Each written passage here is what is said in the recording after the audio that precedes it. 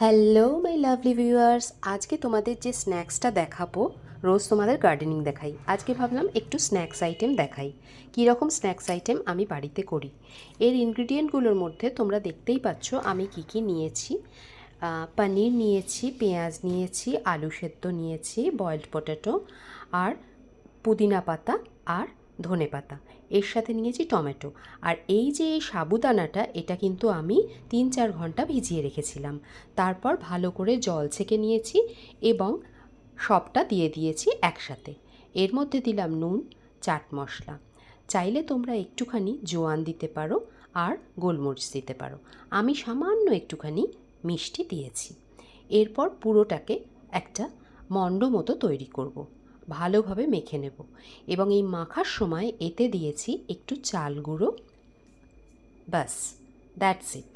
এবার এটাকে ভালো করে মেখে সুন্দর করে আমরা অল্প তেলে ননস্টিক প্যানের মধ্যে জাস্ট যেরকমভাবে তোমার শ্যালো ফ্রাই করে সেইভাবে শ্যালো ফ্রাই করে নেব।